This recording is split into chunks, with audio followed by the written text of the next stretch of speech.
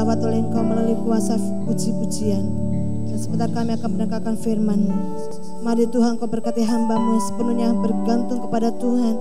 Kau mengurapi setiap kata kalimat yang keluar dari bibir hamba-Mu, biar semuanya mendatangkan berkat Allah yang luar biasa. Kami duduk diam mendengarkan firman-Mu Tuhan, bersabdalah kepada kami, karena kami siap untuk mendengar. Terima kasih Bapa. Hanya di dalam nama Tuhan Yesus Kristus, Juru Selamat kami yang hidup, kami sudah berdoa. Haleluya. Amin. Amin. Silakan duduk Bapak Ibu kasih Tuhan, Shalom. Selamat siang, selamat kita bertemu kembali di dalam rumah Tuhan, di dalam ibadah pada saat siang hari ini. Semuanya baik? Amin. Haleluya. Tema firman Tuhan hari ini diberikan sebuah tema, yaitu sebab Dia hidup ada hari esok. Saya landasi firman Tuhan di dalam 1 Korintus pasal yang ke-15 ayat yang ke-14 dan ayat yang ke-17. 1 Korintus pasal yang ke-15 ayat 14 dan 17. Saya akan bacakan, Bapak Ibu mendengarkan. Yang gak bawa Alkitab bisa lihat ke depan. Tetapi andai kata Kristus tidak dibangkitkan, maka sia-sialah pemberitaan kami dan sia-sialah juga kepercayaan kamu. Ayat 17. Dan jika Kristus tidak dibangkitkan, maka sia-sialah kepercayaan kamu dan kamu masih hidup dalam dosamu. Saudaraku, di dalam firman Tuhan ini, di dalam perikop ini dibacakan mengenai ayat ini 2 kali. Berarti ada satu penekanan bahwa jikalau Yesus tidak hidup, maka sia-sialah iman kita karena kita masih hidup dalam dosa. Sebab Yesus hidup, maka akan ada hari esok. Artinya Bapak Ibu, kalau Yesus tidak hidup, maka hidup kita ada di dalam kehidupan yang lama. Tidak akan ada janji hari esok, tidak akan ada lagi kehidupan di hari-hari ke depan kita. Jadi pada saat Yesus bangkit Bapak Ibu, pada saat Yesus bangkit dari kubur, ada satu perubahan. Ada satu perubahan di mana yang tadinya tidak ada hari esok, menjadi ada hari esok di dalam Tuhan. Adanya satu perubahan. Kalau menurut bahasa Indonesia Bapak Ibu, ada satu perubahan itu artinya ada perubahan bentuk, ya, transformasi. Ada arti perubahan bentuk, perubahan sifat, perubahan fungsi. Dari kata dasarnya yaitu transfor, artinya yaitu perubahan penampilan. Ya, dari kata kerja transfor artinya perubahan bentuk penampilan atau karakter secara total. Jadi peristiwa Paskah yang kita rayakan minggu kemarin itu Bapak Ibu merupakan satu peristiwa perubahan dari sesuatu menjadi sesuatu yang lebih baik. Perubahan dari yang tidak ada kehidupan, yang tidak ada hari esok, menjadi ada kepastian hari esok kita. Amin. Hari ini kita belajar mengenai 6 hal yang saya sampaikan kepada Bapak Ibu. Tidak lama, 6 hal. Tetapi biarlah 6 hal ini boleh nyantol dalam kehidupan kita, sehingga kita ngerti dengan makna yang baru. Kenapa Yesus hadir? Kenapa Yesus hadir? Kenapa Yesus bangkit dan memberikan hari esok bagi kita sekalian? Nah, yang pertama Bapak Ibu, pada saat Yesus bangkit, ada satu transformasi mengenai makna salib dan mengenai makna kuburan. Pada saat Yesus sebelum bangkit, makna salib, arti salib adalah lambang penghukuman yang sangat mengerikan. Kita tahu ada beberapa lambang salib, ya. Dan salib yang dipilih oleh Tuhan Yesus itu melambangkan bahwa ada satu hubungan horizontal dan vertikal. Salib adalah sebuah lambang hukuman yang mengerikan. Oleh karena itu, pemerintah Romawi sampai saat ini melarang adanya hukuman salib. Karena tahu itu adalah hukuman bagi para kriminal, bagi orang-orang penjahat besar, ya, dan hukumannya nggak mudah, terlalu susah, terlalu mengerikan luar biasa. Itu arti daripada salib sebelum Tuhan Yesus belum bangkit. Tetapi Bapak Ibu, pada saat setelah Paskah, setelah Yesus bangkit, maka makna salib bukan menjadi sesuatu yang mengerikan, tetapi makna salib adalah lambang harapan, lambang kasih daripada Allah yang besar. Karena apa? Karena di dalam salib Allah mengerjakan bagi kita sebuah kemuliaan yang jauh lebih besar di dalam kekekalan. Salib itu Bapak Ibu melakukan sesuatu pekerjaan yang besar. Jadi salib dipandang sekarang oleh kita bukan sesuatu yang menakutkan, bukan sesuatu yang mengerikan, tetapi salib adalah lambang harapan, lambang kasih daripada Allah. Kalau Bapak Ibu pernah ikut katekisasi baptisan atau SPY ya, itu ada pengajaran bagaimana mengenai jaminan keselamatan. Di mana pada saat manusia jatuh di dalam dosa, manusia itu terpisah dari Allah. Dan ada jarak yang besar antara manusia dengan Allah. Tetapi jarak itu Bapak Ibu bisa dilampaui, bisa dijembatani oleh siapa? Oleh Yesus. Dengan cara apa? Dengan meletakkan salib itu antara manusia dan Allah. Itu gambaran, ilustrasi yang diberikan pada saat pengajaran katekisasi baptisan. Bapak Ibu, salib yang kita terima dalam kehidupan kita yang sekarang, ya, dalam kehidupan kita ada satu pergumulan-pergumulan yang kita hadapi, dan salib kita masing-masing ada kadarnya. Masing-masing kita mempunyai kadar salib masing-masing. Tetapi hari ini kita melihat bahwa salib yang kita terima, pergumulan yang kita terima, itu bukan sesuatu yang mengerikan, bukan sesuatu yang menakutkan. Tetapi ada satu harapan bahwa Yesus akan menjawab segala pergumulan kita. Ada satu harapan bahwa di dalam pergumulan kita, di dalam salib kita, Tuhan memberikan jalan, memberikan kasih-Nya, menunjukkan kasih-Nya yang sangat luar biasa. Ada seorang anak muda, jadi ada sebuah ilustrasi kemarin saya lihat, mereka membawa salib, ya masing-masing orang membawa salib. Kita tahu tuh salib sangat panjang bentuknya. Dia bawa salib itu Bapak Ibu, semuanya bawa salib sama-sama. Kita bawa salib sama-sama. Tetapi anak muda ini ngomong gini, Tuhan, salibku ini keberatan Tuhan. Salibku kegedean Tuhan. Aku kan ukurannya cuma segini, tapi salibnya keberatan Tuhan. Boleh dong Tuhan aku potong salibnya. Bapak Ibu, dia ambil yang namanya, maaf ya ini saya agak pusing. Ambil gergaji, dia gergaji Bapak Ibu salib dia bagian bawahnya, dia gergaji. Udah mulai agak pendek salibnya. Bawa jalan lagi, sama-sama menuju sebuah tujuan, sama-sama membawa salib. Di tengah jalan dia ngomong lagi, Tuhan masih berat salibku. Aku masih gak kuat Tuhan, aku kan begini Tuhan, dan lain sebagainya. Akhirnya Bapak Ibu dia minta izin, Tuhan boleh gak aku potong lagi. Akhirnya Bapak Ibu dia potong lagi salibnya. Dalam perjalanan ketiga dia ngomong gitu, Tuhan masih berat Tuhan, ngos-ngosan Tuhan, gak kuat Tuhan. Akhirnya Bapak Ibu dia potong itu salib lagi. Setelah jalan, aduh, dia ngeliat kiri kanan, ya berat semua, nih lihat nih salibku ringan. Bapak Ibu pada sampai satu tujuan, ternyata Bapak Ibu ada satu jurang yang besar yang harus mereka lewati. Dan itu hanya bisa dilakukan dengan salib yang Tuhan sudah kasih ukuran masing-masing. Dan semua orang bisa menyeberangi ya antara satu dengan yang lainnya. Tetapi si anak-anak muda ini tidak bisa menyeberangi. Kenapa? Karena salibnya sudah jadi kecil. Salibnya sudah jadi pendek. Suka menggerutu sama Tuhan, Tuhan salibnya terlalu besar. Tetapi ternyata Bapak Ibu di balik itu ada jalan yang harus kita lalui. Kita lihat bahwa Tuhan punya satu rencana yang indah. Jadi salib yang ada dalam kehidupan kita masing-masing Bapak Ibu itu bukan sesuatu yang mengerikan, bukan sesuatu hukuman, bukan sesuatu kutukan. Ya, kalau kita ngalami sakit, aduh itu kutukan, siapa dulu yang berdosa dan sebagainya. Tetapi kita melihat bahwa salib yang kita terima, pergumulan yang kita terima hari-hari ini bukan sesuatu kutukan, bukan sesuatu yang mengerikan, tetapi suatu harapan. Ada kasih Allah yang luar biasa di mana Tuhan akan menjawab dan memberikan jalan keluar, dan nama Tuhan dipermuliakan melalui pergumulan kita. Amen. Yang kedua, ada satu perubahan makna daripada kuburan Bapak Ibu. Kalau kuburan tadinya dipandang sebagai sesuatu tempat akhir daripada kehidupan. Kalau sudah mati ya udah, kayaknya nggak ada jalan lagi, itu akhir dari segala sesuatu kehidupan. Tetapi setelah Yesus bangkit, ada sebuah makna yang baru bahwa kuburan itu bukan akhir dari segala sesuatu kehidupan. Tetapi dikatakan di dalam firman-Nya Yesus bangkit menjadi yang sulung. Artinya Bapak Ibu kita setiap orang percaya di dalam Tuhan yang mati nanti akan dibangkitkan bersama-sama dengan orang-orang percaya untuk menyongsong Tuhan di awan-awan yang permai.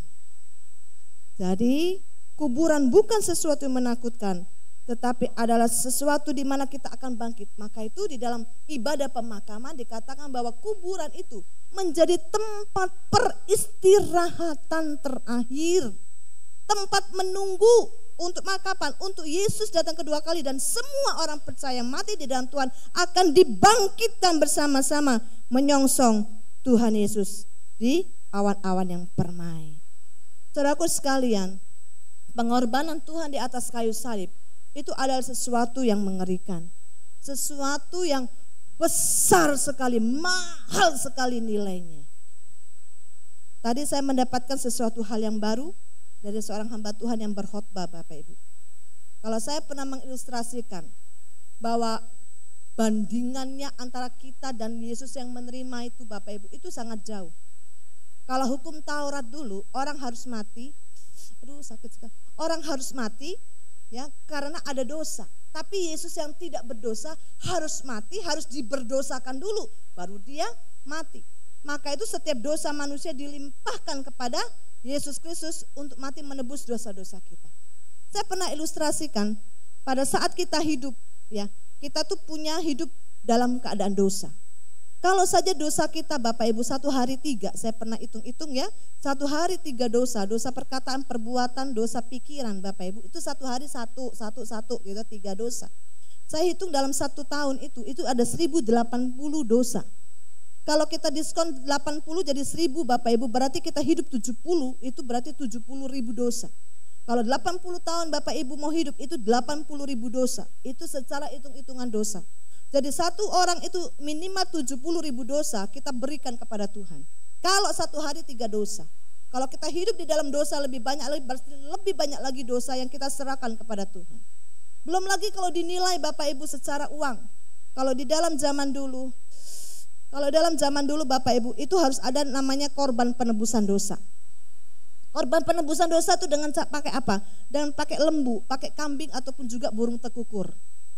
Kalau tadi dihitung-hitung Bapak Ibu 1 tahun kita harus mempersembahkan sapi atau kerbau ya atau lembu. Itu kalau harga 2 juta sekian Bapak Ibu, itu berarti kita selama 70 tahun kita harus mempersiapkan uang itu hampir 4,5 miliar satu orang.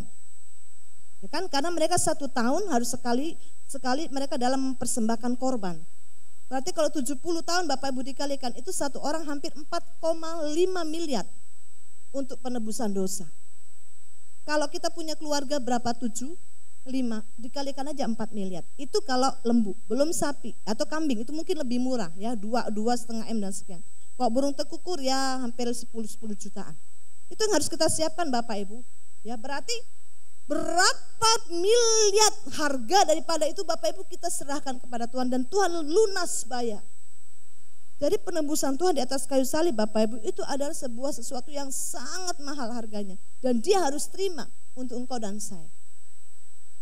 Oleh karena itu Bapak Ibu hari ini kita mendapatkan sesuatu yang baru bahwa salib bukan sesuatu yang menakutkan karena Yesus sudah tanggung semua di atas kayu salib. Dan salib yang kita hidupi hari-hari dalam sebuah pergumulan itu bukan sesuatu yang menakutkan dan sebagainya. Tapi kenapa? Karena Tuhan akan tetap terus memberikan harapan-harapan kepada kita. Bahwa akan ada pertolongan, ada perlindungan dan lain sebagainya atas kehidupan setiap orang-orang percaya.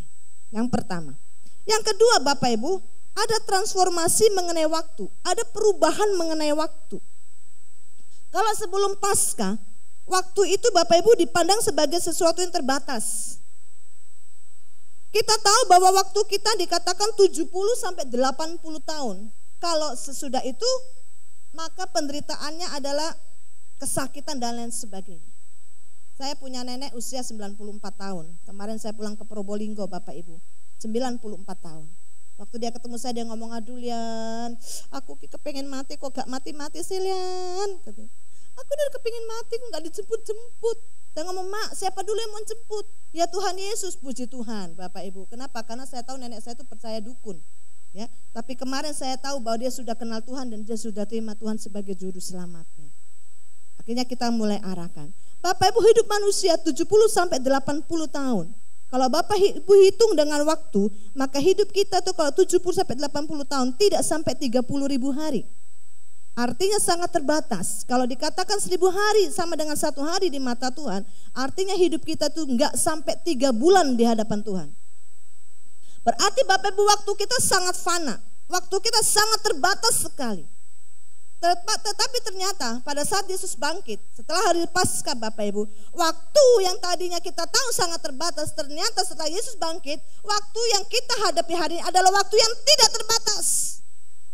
Peristiwa Paskah menyadarkan kita bahwa akan ada kekekalan, bahwa akan ada kehidupan setelah kematian, ada kehidupan yang baru setelah kematian. Ada hidup yang jauh lebih penting daripada hidup di dunia ini yang hanya 70 sampai 80 tahun. Jadi 70 ataupun 80 tahun adalah satu waktu wadah di mana kita mempersiapkan diri untuk waktu yang miliaran tahun. Ada hari esok. Bukan hari esok dalam dunia ini saja Bapak Ibu, tapi hari esok di dalam kekekalan. Jadi kita mengerti Yesus bangkit. Sebab Yesus hidup, ada hari esok. Hari esok bukan hanya sampai pada kekekalan, Tuhan berikan bagi setiap orang-orang yang percaya. Amin Bapak Ibu. Nah, yang ketiga, ada transformasi mengenai hidup. Kalau pada saat Yesus belum hadir, kita tahu ya, hidup di luar Tuhan ada aja pergumulan, perang yang gak berkesudahan, penyakit yang gak sembuh-sembuh, yang gak ada obatnya, peningkatan pengangguran secara luar biasa. Tetapi pada saat kita mengenal Tuhan, ya apalagi setelah Yesus bangkit Bapak Ibu, kehidupan kita menjadi penuh harapan. Selalu ada harapan di hadapan Tuhan, selalu ada harapan di dalam Tuhan. Kenapa Bapak Ibu? Karena kebangkitan Yesus melampaui harapan-harapan kita. Pada saat wanita pagi-pagi benar, dia mendatangi kuburan Yesus. Dia datang dengan membawa rempah-rempah yang sudah disiapkan pada malam berikut sebelumnya. Dia datang pagi-pagi karena takut dengan keadaan suasana orang-orang Romawi pada saat itu. Dia datang pagi-pagi dengan harapan dia akan menemui Yesus, dia akan merempah-rempahi tubuh Yesus, dia akan nyambangi Tuhan Yesus. Tetapi Bapak Ibu, apa yang terjadi di luar dugaan? Yesus yang tadinya dia mau rempah-rempah itu masih sebagai mayat, tapi Yesus memberikan sesuatu harapan melampaui apa yang dipikirkan oleh para wanita. Yesus bangkit dan memberitahukan bahwa di dalam dia ada semua kehidupan mereka. Nah Bapak Ibu dikasih Tuhan, Yesus bangkit memberikan sesuatu yang penuh harapan dalam kehidupan kita. Ada sesuatu kehidupan ya di mana Tuhan akan memberikan kehidupan bagi kita melampaui harapan-harapan setiap kita. Percayalah Bapak Ibu bahwa Allah sanggup bekerja melampaui harapan-harapan kita dalam dunia ini. Yesus pernah berjanji dan Yesus janjinya memberikan kepada kita, Tuhan memberikan damai sejahtera melalui Roh Kudusnya. Sampai saat ini saya katakan, karena kebangkitan Yesus ada Roh Kudus, dan Roh Kudus itulah yang bekerja memberikan kepada kita damai sejahtera. Yesus memberikan damai bagi murid-murid pada saat itu, dan Tuhan memberikan damainya dalam kehidupan kita sampai saat ini. Bapak Ibu, damai sejahtera itu tidak bisa diberikan oleh dunia ini. Walaupun Bapak Ibu mempunyai rumah yang bagus, maaf ya, uang yang banyak dan lain sebagainya untuk memberikan damai, itu tidak bisa didapatkan pada saat kita menerima Yesus sebagai Tuhan dan Juru Selamat. Amin. Ada sesuatu yang Tuhan kerjakan. Bapak Ibu, pada saat engkau mengalami satu kepedihan, Tuhan Yesus memberikan penghiburan yang tidak bisa diberikan oleh dunia ini. Pada saat engkau mengalami ketakutan, Tuhan berikan keberanian yang tidak bisa diberikan oleh dunia ini. Kemarin saya mengalami satu pergumulan Bapak Ibu sebelum saya menyampaikan firman ini. Saya mempunyai pergumulan, saya pernah cerita kepada gembala sidang, Bapak Ibu, saya sakit hati saya. Saya sakit, saya kesel dengan orang, saya kesel dengan apa yang saya lakukan. Kok bisa ya saya begitu mudahnya melangkah. Bukan sesuatu mengenai moral ya, bukan. Kok begitu mudahnya saya melangkah. Kok bodoh banget, kok bisa ya. Bapak Ibu, ada orang menipu saya. Saya sakit, saya kesel Bapak Ibu. Tapi saya mau cerita sama jemaat, saya ngomong enggak mau, saya mau cerita sama Tuhan. Bapak Ibu, ada teman-teman yang ngomong enggak, saya enggak mau cerita. Mereka paksa, ayo loh Buliana, bagi ceritanya biasa, siapa tahu kita enggak, saya mau cerita sama Tuhan Yesus. Bapak Ibu, malamnya saya cerita sama Tuhan Yesus. Saya nangis, saya merintih, saya teriak di situ Bapak Ibu. Saya ngomong, Tuhan ampuni orang, kemudian Tuhan ampuni diri saya, ampuni itu. Karena mengingat itu sakit Bapak Ibu, sakit sekali. Bapak Ibu, saya di situ meminta pengampunan untuk diri saya sendiri. Saya minta ampun Tuhan, begitu bodohnya saya, kok bisa. Pokoknya penyesalannya luar biasa. Bapak Ibu, di situ saya merasakan begini saya ngerasa gini, oh inilah mungkin Tuhan waktu di Taman Getsemani. Memang waktu itu saya datang Kamis malam Bapak Ibu, ini mungkin ya alam Yesus pada saat Getsemani. Di dalam sebuah pergumulan yang luar biasa, dia tidak ada yang menopang. Dia datang kepada murid-muridnya, murid-muridnya tertidur. Dia merasakan sendiri yang luar biasa. Enggak ada yang memberikan dukungan, enggak ada yang memberikan kekuatan. Tapi orang-orang di luarnya, bahkan murid-muridnya saja cuek, bahkan mereka tertidur. Bapak Ibu saya mengalami, oh Tuhan, saya mengalami apa yang Tuhan alami. Orang-orang lain yang tidak peduli, mungkin katakan orang bodoh dan sebagainya. Tapi hari itu saya ngerti bahwa Tuhan betul-betul mengerti apa hati saya. Tuhan betul-betul mengerti apa yang saya alami, merasa sakit, rasa kecewa saya alami, Tuhan betul mengerti. Saya mengerang di bawah kaki Tuhan, saya nangis, Tuhan saya mohon kasih saya damai sejahtera, saya kasih damai sejahtera. Bapak Ibu puji Tuhan, besoknya saya lupa, bahkan sampai sekarang. Ya. Kenapa Bapak Ibu? Karena Tuhan memberikan potensi yang luar biasa atas diri kita. Bapak Ibu, di dalam diri kita Tuhan sudah kasih potensi. Potensi terbesar adalah Yesus sudah bangkit bagi kita. Kalau saja Tuhan sudah bangkit, maka segala sesuatu Tuhan akan berikan. Tuhan punya apa? Damai sejahtera, segala hal Tuhan punya, dan itu Tuhan berikan atas kehidupan kita. Jadi kalau kita menghadapi segala pergumulan Bapak Ibu, naikkan potensi itu. Damai yang Tuhan berikan, kita naikkan. Sukacita yang ada Tuhan sudah berikan dalam diri kita, kita naikkan, melampaui segala sesuatu. Dan hanya Roh Kuduslah ya Bapak Ibu yang sanggup mengerjakan itu semua bagi kita sekalian. Jadi Bapak Ibu dikasih Tuhan, Tuhan memberikan damai sejahtera yang tidak bisa diberikan oleh dunia ini. Tuhan memberikan sesuatu apapun perasaan Bapak Ibu, dia bisa berikan. Itulah pekerjaan Tuhan. Yesus setelah naik, Tuhan memberikan sesuatu yang kita butuhkan. Ada sesuatu harapan-harapan di dalam Tuhan. Kemudian Bapak Ibu, Yesus memberikan apalagi janji, Tuhan memberikan hidup yang berkelimpahan. Di dalam Yohanes pasal 10 ayat 10b mengatakan, aku datang memberikan hidup dan hidup yang berkelimpahan. Kalau saja Yesus sudah diberikan untuk kita Bapak Ibu, apalagi kebutuhan dalam dunia ini. Tuhan menjanjikan, ada satu janji, aku datang memberikan hidup, bahkan hidup yang berkelimpahan. Tuhan menggambarkan dirinya sebagai gembala yang agung. Gembala yang agung membawa kita, menuntun kita ke rumput yang hijau, ke air yang tenang. Bapak Ibu, para gembala pada saat itu banyak saingannya. Semua pekerjaan hari itu Bapak Ibu banyak sekali penggembala-penggembala, dan kita tahu rumput mereka tuh pasti jadi keroyokan, pasti jadi rebutan. Tetapi Tuhan menjanjikan, akulah gembala yang baik, akan menjaga, melindungi, memelihara kehidupan kita, memberikan hidup yang luar biasa. Yang tadinya domba gak punya pikiran dia harus hidup gimana, dia harus makan bagaimana dan lain sebagainya Bapak Ibu. Tetapi gembala itu memperhatikan hari lepas hari, memperhatikan detik demi detik apa yang kita butuhkan, jauh daripada waktu yang kita harapkan.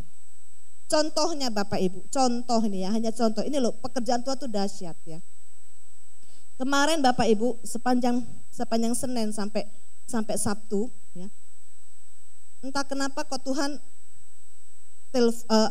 teman-teman ada telepon saya dari gereja-gereja lain di daerah Cinere. Bu, tolong dong ke rumah ya. Ada yang manggil Eda tolong dong ke rumah. Saya pikir ada apa, terus kemudian dia cerita, doa, mohon didoakan. Bapak Ibu, setelah didoakan ya Bapak Ibu, maaf ya, mereka memberikan berkat sama saya. Loh, nggak usah beginian loh Eda. Enggak, saya sudah siapkan dari kemarin-kemarin, cuma lama ketemu Edanya katanya. Bapak Ibu, kemudian hari Selasa Senin malam saya ada pelayanan kedukaan dari gereja lain. Tapi karena mereka waktu telepon gerejanya nggak dapat respon yang baik, dan karena dia juga kenal sama saya, akhirnya saya ikut melayani, disuruh melayani. Dari Senin malam di Pluit 9:30 saya melayani di sana sampai besoknya, sampai paginya di dalam pelepasan jenazah karena mereka akan dikremasi Bapak Ibu. Dan saya Bapak Ibu diberikan berkat oleh mereka. Hari Kamis saya bawa firman di DMBI, besoknya saya ada pelayanan. Saya ngomong, Tuhan, kok hari ini berkat saya melimpah ya? Pasti deh ada sesuatu yang mungkin saya harus bayar. Bapak Ibu, waktu saya sudah terima berkat itu, belum saya hitung semua karena saya masih dalam amplop. Bapak Ibu, tiba-tiba anak saya ngomong, Ma, aku belum bayar uang kuliah semester 5. Semester 4 sudah jadi, harus bayar semester 5 untuk dapat kartu ujian. Saya ngomong, oh Tuhan, ini tuh yang Tuhan maksudkan. Artinya gini loh Bapak Ibu, pada saat saya lupa ya kebutuhan anak saya, itu hebatnya Tuhan. Pada saat saya lupa kebutuhan anak saya Senin sampai Jumat Bapak Ibu, ini Jumat ini saya lupa. Tapi Tuhan sudah bekerja dari Senin, Selasa, Rabu, Kamis, Jumat. Dahsyat gak Tuhan Bapak Ibu? Itu loh Bapak Ibu, artinya Tuhan bekerja lebih awal. Apa yang tadinya kita lupa dan mungkin terlewatkan, tapi Tuhan tidak pernah melewatkan apa yang kita butuhkan. Amin. Oleh karena itu dahsyat Tuhan yang hidup. Ya, Dia akan memberikan hidup yang berkelimpahan di dalam kehidupan kita, baik bagi anak-anak kita, baik dalam setiap pergumulan kita. Tuhan memberikan janji itu kepada engkau dan saya. Oleh karena itu jangan takut menghadapi hari esok. Amen. Jangan takut menghadapi hari esok. Hadapi bersama dengan Tuhan. Kalau Tuhan sudah bangkit, Dia juga akan tetap menyertai kita, dan itu janjinya, menyertai engkau sampai pada kesudahan. Hal yang ketiga, Bapak Ibu, Yesus memberikan apa? Memberikan kita kesembuhan. Yesus pada waktu masuk di setiap kota, Bapak Ibu, banyak sekali orang-orang yang hadir. Dari setiap kota kalau mereka dengar Tuhan hadir di dalam kota, semua orang-orang mendengar Yesus hadir, mereka datang ke kota itu. Mereka membawa orang-orang yang sakit sampai dikatakan sampai meluber ke jalan-jalan. Semuanya butuh pertolongan Tuhan. Dan firman Tuhan mengatakan apa di situ? Semua yang sakit Tuhan sembuhkan. Semua jenis penyakit Tuhan sembuhkan. Artinya Bapak Ibu, tidak ada yang tidak Tuhan bisa sembuhkan. Bapak Ibu, itu janji yang diberikan kepada kita dalam pengharapan kita kepada Tuhan. Tuhan memberikan kesembuhan. Karena di dalam firman dikatakan karena bilur-bilurnya yang sudah dikasih salib itu menjadi satu kesembuhan dalam setiap kehidupan kita. Jadi waktu Yesus disalib, Bapak Ibu, itu ada jaminan kita dalam kehidupan kita semuanya. Ada harapan di dalam Dia yang memberikan sesuatu kebaikan. Memberikan sesuatu kebaikan dalam setiap kehidupan kita. Jadi semua jenis penyakit apapun yang Bapak Ibu alami hari ini, jangan kau punya pikiran, oh ini kutukankah, ini apakah, ini apakah. Jangan Bapak Ibu. Lihat, naikkan potensimu. Di dalam Tuhan semua penyakit bisa sembuh. Di dalam Tuhan semua sakit penyakit bisa sembuh. Baik itu penyakit badan, penyakit fisik, penyakit hal-hal yang lain bisa Tuhan sembuhkan. Kenapa? Karena kita percaya dalam kebangkitannya ada kuasa. Hari esok bukan menjadi satu ketakutan, karena Tuhan sudah menjamin firman-Nya. Amin Bapak Ibu. Yang keempat, ada transformasi, ada perubahan, sesuatu yang baik mengenai kematian Bapak Ibu. Kalau tadi kematian dikatakan adalah ujung jalan. Pada saat sebelum Yesus bangkit, ibarat itu kematian adalah sebuah jalan yang buntu. Semuanya berakhir di sana. Tetapi Bapak Ibu, setelah Yesus bangkit, setelah Paskah dikatakan kematian bukan sesuatu jalan yang buntu. Tetapi kematian adalah suatu terowongan. Bapak Ibu tahu terowongan? Satu terowongan jalan tembus untuk menuju kepada kekekalan. Jadi pada saat kita menutup mata, otomatis saat itu juga kita ada di dalam dunia kekekalan bersama dengan Tuhan Bapak Ibu. Memang tubuh kita ada di dalam tanah itu. Tetapi roh kita ada bersama dengan Tuhan. Roh kita ada bersama Dia di sorga. Ada suatu terowongan yang luar biasa yang menghubungkan kita dengan kekekalan. Bapak Ibu, kadangkala kita itu hidup ini takut kematian. Kita lebih takut kepada kematian yang pertama. Maka itu kalau ada pengajaran, semua kita percaya tuh pada saat kita menerima Yesus kita nanti masuk surga matinya. Percaya.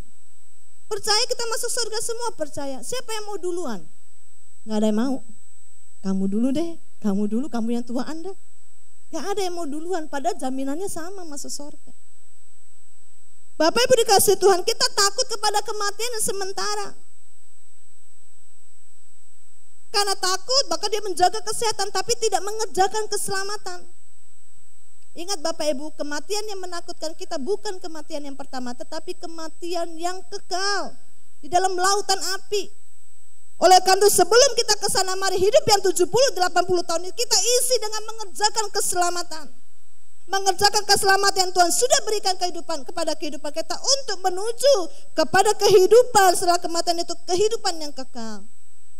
Bukan kematian yang sementara 70-80 tahun ini Bapak Ibu yang kita hadapi, tetapi nanti takut kepada kematian yang kekal. Tetapi janji Tuhan pada saat Yesus bangkit, dikatakan kita ada di dalam Dia. Dan melalui kebangkitannya Bapak Ibu, kematian bukan sesuatu jalan buntu, tapi sebuah terowongan membawa kita kepada kekekalan. Amin. Bapak Ibu dikasih Tuhan, sebab Dia hidup ada hari esok. Bukan hari esok hanya di bumi, tapi pada sampai kekekalan Tuhan pun mengerjakannya bagi kita sekalian. Yang kelima Bapak Ibu, ada transformasi perubahan sikap dari sikap para murid-muridnya. Pada saat sebelum Paskah, Murid-murid adalah seorang yang sangat penakut. Mereka menjadi seorang yang penakut luar biasa. Keputaran Romawi, keberadaan mereka Bapak Ibu, kenapa? Karena guru mereka sudah ditangkap, guru mereka sudah dihukum, dan bahkan guru mereka sudah disalib. Jadi Bapak Ibu, kita tahu bahwa murid-muridnya adalah seorang murid-murid yang penakut. Mereka bersembunyi di loteng Yerusalem. Mereka berkumpul bersekutu di sana, tapi mereka juga mengalami ketakutan yang luar biasa. Tetapi setelah Paskah Bapak Ibu, kita lihat apa yang terjadi. Pada saat hari raya Pentakosta, ya, ada lidah-lidah api, Roh Tuhan berkuasa atas mereka. Mereka bukan lagi menjadi orang yang takut Bapak Ibu, bahkan dikatakan mereka menjadi orang yang berani.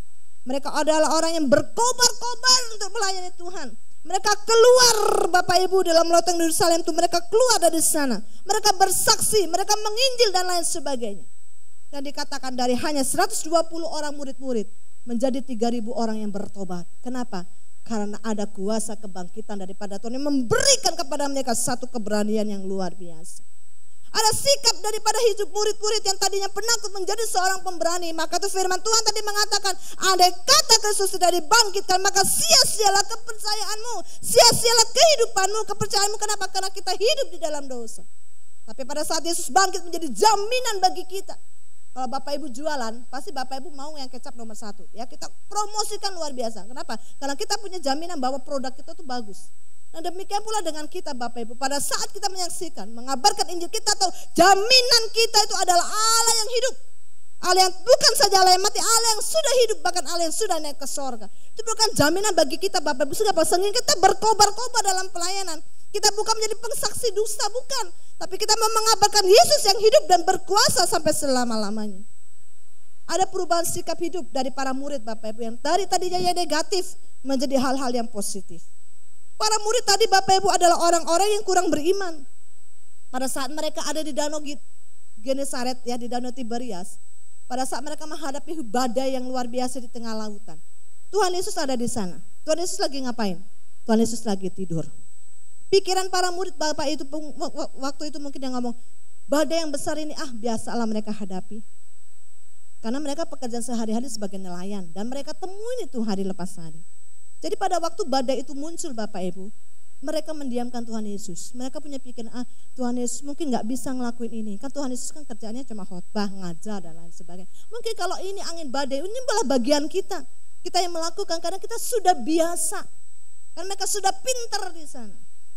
Tapi pada saat kritis, pada saat mereka sudah kritis sekali luar biasa, mereka baru ingat, aduh ini kenapa kok gak bisa diem-diem, kenapa kok gak bisa berhenti badai. Akhirnya dia panggil Tuhan Yesus. Dan Tuhan Yesus katakan, hai badai diamlah. Maka badai itu menjadi tenang. Bapak Ibu dikasih Tuhan, mereka menjadi orang-orang yang tidak percaya. Tapi pada saat Bapak Ibu mereka ada kenal Tuhan, mereka menjadi orang-orang yang percaya. Dan buktinya Bapak Ibu sampai sekarang, ya mereka menjadi orang-orang yang positif. Mereka menjadi orang-orang yang percaya penuh kepada Tuhan. Yang tadinya mereka Bapak Ibu tidak berani memberitakan Yesus, tapi mereka sekarang menjadi sesuatu yang berani. Menjadi orang-orang berani, orang-orang yang percaya luar biasa. Dan saya katakan sampai sekarang Bapak Ibu, kenapa Bapak Ibu menjadi pelayan Tuhan? Kenapa kita mau jadi hamba Tuhan? Kenapa Bapak Ibu? Karena kita hidup dalam janji-janjinya. Kita hidup dengan janji-janjinya. Kalau Tuhan ngomong, kalau engkau nanti ya, pada saat kau melayani ada membuat tanda-tanda mujizat, ada perbuatan-perbuatan heran yang luar biasa jauh melebihi daripada Tuhan. Saya rasakan benar juga Bapak Ibu. Kalau Tuhan bisa buat mujizat pada waktu hidup, itu memang hal yang biasa karena Dia adalah Tuhan. Dia punya kuasa untuk itu. Tapi bagi kita hamba Tuhan, siapa kita Bapak Ibu? Bahwa hanya dengan berdoa saja bisa sembuh itu bukan karena kepintaran kita, bukan karena kita punya kuasa, bukan. Kenapa? Karena kuasa itu Tuhan berikan atas kehidupan kita dan Tuhan berikan kepada engkau dan saya. Kalau hari ini kita bisa membuat mujizat itu Bapak Ibu, melalui perbuatan mujizat Tuhan berikan melalui kehidupan kita, itulah janji Tuhan. Kita adalah orang yang luar biasa, mengerjakan lebih daripada apa yang kita bisa. Kenapa? Karena kuasa kebangkitan itu. Oleh karena itu Bapak Ibu dikasih Tuhan, kalau hari ini kita beribadah kepada Tuhan, kita percaya menjadi anak Tuhan, itu karena kita percaya penuh akan semua janji-janjinya Tuhan. Amin. Kalau Tuhan gak bangkit, maka kepercayaan kita semua sia-sia Bapak Ibu. Ya, gak ada apa? Karena udah sampai pada kematian. Tapi pada saatnya kita mengerti bahwa akan ada hari esok. Hari esok sampai kapan? Sampai Yesus datang kedua kali menjemput kita di awan-awan. Amin. Yang keenam, yang terakhir, puji Tuhan. Ada sesuatu perubahan dalam karakter Bapak Ibu. Sebelumnya murid-murid itu menjadi orang-orang yang sangat kedagingan. Mereka sering berdebat, siapa ya yang nanti dipakai oleh Tuhan pada saat Yesus datang kedua kali. Pada saat kerajaannya nanti datang, dia menjadi Mesias, siapa yang lebih dekat. Oleh karena itu Ibu Yakobus dan Ibu Yohanes ngomong sama Tuhan Yesus, bisik-bisik, Tuhan Yesus, nanti kalau engkau datang kedua kali menjadi raja, jangan lupa anakku ya, duduk di sebelah kanan dan sebelah kiri. Meminta sesuatu jabatan, meminta sesuatu kedudukan Bapak Ibu. Jadi punya prinsip gini, apa yang aku bisa dapatkan ya dari Tuhan? Apa yang aku bisa peroleh ya dari Tuhan? Tetapi Bapak Ibu, pada saat setelah kebangkitan, pada saat Paskah, paradigma itu, karakter itu diubah Bapak Ibu. Yang tadinya mereka yang apa yang bisa aku peroleh dari Tuhan, sekarang apa ya yang bisa aku perbuat untuk Tuhan? Hati mereka diubahkan. Mereka menjadi orang-orang rohani. Mereka tidak lagi mementingkan sesuatu kedudukan. Bahkan Tuhan mengatakan siapa yang mau menjadi orang tertinggi harus menjadi hamba dari segala sesuatunya. Jadi Bapak Ibu, dalam kelayanan kita, ya, kedudukan-kedudukan itu Bapak Ibu nggak usah dicari. Amin. Maka itu firman Tuhan mengatakan apapun yang kau perbuat, perbuatlah seperti untuk Tuhan.